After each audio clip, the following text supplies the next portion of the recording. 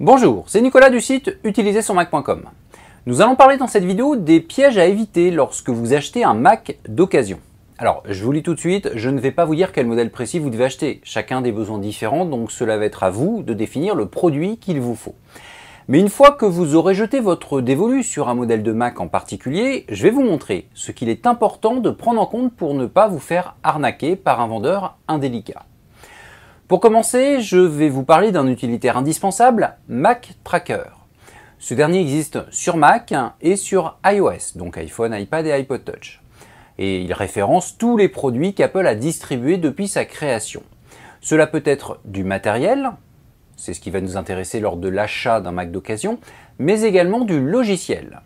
D'ailleurs, lorsque je dis tout ce qu'Apple a distribué depuis sa création, c'est vraiment tout. On peut même trouver les appareils photo vendus dans les années 90. Et oui, tout le monde ne le sait pas, mais Apple a vendu des appareils photo numériques au milieu des années 90. Mais ce n'est pas le sujet. Comme je vous l'ai dit, vous pourrez entre autres retrouver dans la base de données de Mac Tracker le modèle du Mac sur lequel vous souhaitez jeter votre dévolu.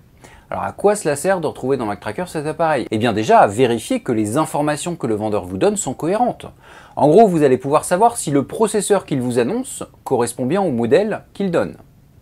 Deuxième intérêt de Mac Tracker, connaître les capacités d'évolution de cette machine, que ce soit au niveau matériel, en général cela implique la RAM, mais aussi logiciel, et également au niveau des réparations. En gros, pour ce Mac, il peut être pris en charge par le SAV d'Apple s'il y a un problème. Bon, après, suivant l'âge du Mac, ce ne sera peut-être pas intéressant financièrement, mais ça, c'est un autre débat. Donc, premier point, lorsque vous avez repéré un Mac d'occasion, pensez à Mac Tracker.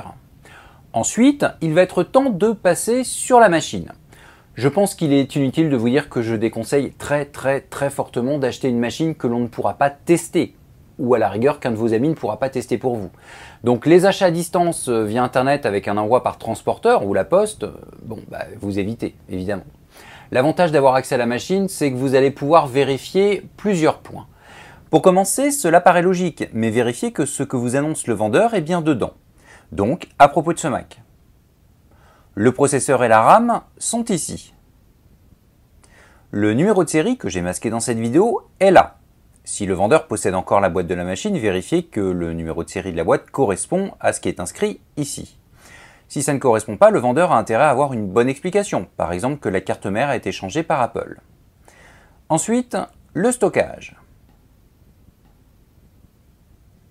J'en profite pour revenir sur le numéro de série en vous rappelant que sur le site d'Apple, dans la rubrique Assistance, vous pouvez vérifier si le Mac que vous vous apprêtez à acheter est encore sous garantie.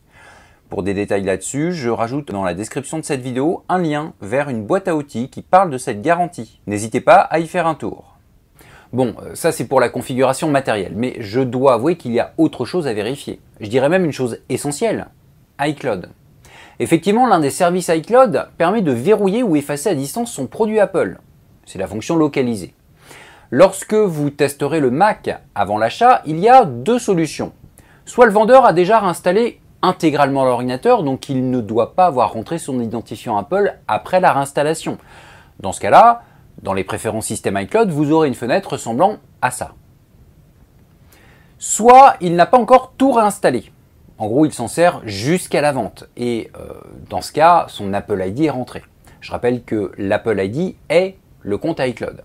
Et dans cette situation, peut-être que la fonction localisée est activée. Si c'est le cas, demandez-lui de la désactiver devant vous. Pourquoi est-ce important? Tout simplement car cela prouvera que ce Mac n'est pas volé, ou du moins qu'il connaît le mot de passe iCloud, donc il y a très peu de chances que ce Mac soit volé. Et même s'il présente la facture, demandez-lui de désactiver localisé devant vous. En gros, si vous avez un Mac avec un compte iCloud connecté et la fonction localisée activée, vous ne pourrez pas supprimer ce compte iCloud. Et si le possesseur de cet identifiant Apple décide un jour de vérifier à distance votre Mac ou de supprimer les données, il pourra le faire sans aucun problème. Donc j'insiste encore une fois, vérifiez que localiser mon Mac est bien désactivé, ou du moins que le vendeur peut vous le désactiver. Autre point vérifié, le mot de passe de programme interne. Alors qu'est-ce que c'est que ça? Je vais reprendre la définition d'Apple. C'est un mot de passe qui permet d'empêcher le démarrage de votre ordinateur à partir d'un périphérique de stockage internet ou externe, autre que le disque de démarrage que vous avez sélectionné. Waouh, c'est long. Bon, on va faire très simple. En gros, si ce mot de passe est activé et que vous ne le connaissez pas, vous ne pourrez pas réinstaller le Mac, à moins d'aller dans un Apple Store ou un centre de maintenance agréé Apple en emmenant avec vous le Mac et sa facture. Inutile de vous dire que je recommande de ne jamais acheter un Mac avec ce mot de passe activé. Mais justement, comment savoir s'il est activé? En fait, c'est assez simple. Lorsque vous démarrez un Mac, vous pouvez utiliser la touche Alt, à précéder l'allumage de la machine, donc avant l'apparition de la pomme à l'écran. Et cette touche Alt permet d'accéder à tous les systèmes de démarrage que détecte l'ordinateur. Bien sûr, si vous n'avez pas une clé USB d'installation ou un disque externe de démarrage, il n'y aura pas beaucoup de propositions, mais ce n'est pas grave. Si, en pressant cette touche Alt, vous tombez sur plusieurs icônes, dont celle de votre système, il s'appelle par défaut Macintosh HD, ou même juste l'icône de votre système, tout est bon.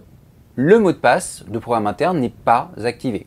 Si par contre vous tombez sur cet écran, eh bien c'est ce fameux mot de passe du programme interne qui est demandé. Donc si c'est le cas, lorsque vous ausculterez le Mac chez le vendeur, vous lui demanderez de rentrer ce fameux mot de passe. Et s'il ne le connaît pas, eh bien vous repartez chez vous sans rien acheter.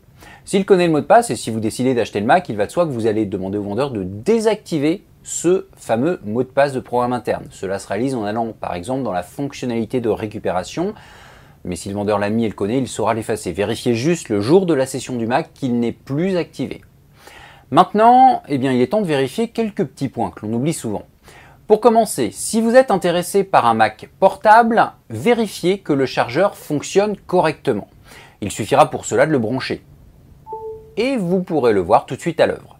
Si cette icône n'est pas là, allez dans les préférences système, économiseur d'énergie, et quel que soit l'onglet où vous vous trouvez, vous cochez la case « Afficher l'état de la batterie » dans la barre des menus. Donc là, je constate que mon chargeur recharge bien mon Mac. Le chargeur le recharge, mais est-ce que c'est celui d'origine? Ou plus précisément, est-ce qu'il correspond au Mac? Il y a pour les Mac actuels, sans USB type C, des chargeurs 30 watts, 61 watts, 87 watts. Et pour les Mac un peu plus anciens qui possédaient les fameux MagSafe, le chargeur magnétique, il y a du 45 watts, du 60 watts et du 85 watts. Bref, c'est un peu la jungle. Mais vous savez quoi? Eh bien MacTracker va vous dire exactement la puissance du chargeur qui doit accompagner le Mac. Et cette puissance sera marquée sur le chargeur. Par exemple, le MacBook Pro que j'utilise en ce moment, c'est le modèle fin 2016. Il a besoin d'un chargeur USB type C de 61 watts. Regardez, c'est marqué ici. Je ne l'ai pas inventé. Bien sûr, si vous avez un chargeur plus puissant que ce qu'annonce MacTracker, ce n'est pas grave, votre Mac se chargera plus vite. Et s'il est moins puissant, il n'y aura pas de problème catastrophique, si ce n'est que le Mac se chargera moins vite. Mais dans un cas comme dans l'autre, cela voudrait dire que ce n'est pas le chargeur qui était fourni à l'origine avec le Mac. Donc, le vendeur doit vous donner une explication crédible. Après le chargeur, un petit coup d'œil à la batterie peut être un plus. À propos de ce Mac, rapport système, alimentation, vous allez pouvoir savoir combien de cycles de charge possède votre batterie. Alors évidemment, cette info ne va pas vous dire si elle tient encore bien la charge, c'est une autre information qui vous le dira. Mais le nombre de cycles de charge va peut-être vous mettre la puce à l'oreille en cas d'arnaque. En gros, si le vendeur vous dit qu'il a changé la batterie il y a 3 mois et que cette dernière est à 2000 cycles de recharge, je ne lui ferai pas trop confiance. D'ailleurs, si vous souhaitez avoir un état de la batterie plus visuel, sachez qu'il existe une application gratuite qui s'appelle Coconut Battery. Vous la trouverez facilement en passant par n'importe quel moteur de recherche. Vous pouvez toujours demander au vendeur de l'installer devant vous pour voir ce qu'il en est. Il va peut-être refuser, mais cela ne coûte rien de demander. Si vous l'installez, vous retrouverez l'une des infos de tout à l'heure, la charge maxi possible avec cette batterie. Et comme dans MacTracker, vous avez l'estimation d'Apple lorsque la machine est neuve, vous allez pouvoir calculer ce qu'il reste en autonomie. Dans mon cas, je devrais avoir environ 9h30 de navigation web en Wi-Fi. Alors évidemment, je rappelle qu'une estimation d'autonomie, que ce soit le constructeur qui la fasse ou pas, tient compte d'un paquet de facteurs. Et il arrive qu'Apple soit très optimiste pour certaines de ses machines, mais cette info doit être prise en compte pour l'achat d'un Mac. Évidemment, je ne dis pas qu'il ne faut pas acheter un Mac portable qui a une batterie faiblarde. Vous pourrez de toute façon la faire changer. Par contre, si vous savez à l'avance que vous allez la faire changer, il faudra compter cela dans le prix total que vous allez mettre. Et bien sûr, je recommande plus que fortement que la batterie et le chargeur soient des modèles officiels d'Apple. Ne jamais prendre du générique pour ce type d'accessoires. Si vous souhaitez savoir combien coûte en moyenne un remplacement de batterie chez un réparateur agréé Apple, vous allez sur la rubrique assistance d'apple.fr, puis Mac, et ensuite en savoir plus. Vous aurez alors les prix pour les Mac actuels. Évidemment, si vous achetez un très vieux Mac, rien ne dit qu'Apple proposera encore un changement de batterie. Donc renseignez-vous avant d'acheter votre Mac. Nous allons maintenant rester dans la vérification matérielle en testant le plus de connectiques possible. En gros, vous avez par exemple des ports USB sur la machine. Eh bien, il serait bon de les tester. Donc venez avec une clé USB ou une souris USB et testez-les tous. Si vous avez la possibilité de tester les autres ports, le Thunderbolt, le mini DisplayPort, le lecteur de carte SD, voire l'Ethernet, si vous souhaitez acheter un Mac de bureau, faites-le.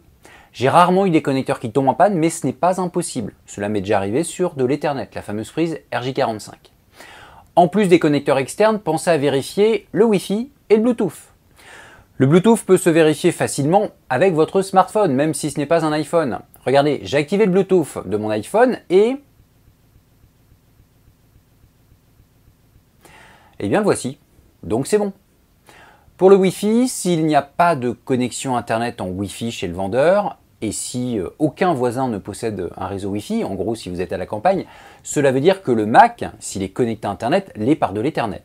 Donc vous pouvez demander au vendeur de partager quelques minutes la connexion filaire du Mac en Wi-Fi pour voir si cela fonctionne. J'ajoute dans le coin de l'écran et dans la description de cette vidéo le lien vers une astuce qui explique comment réaliser cela.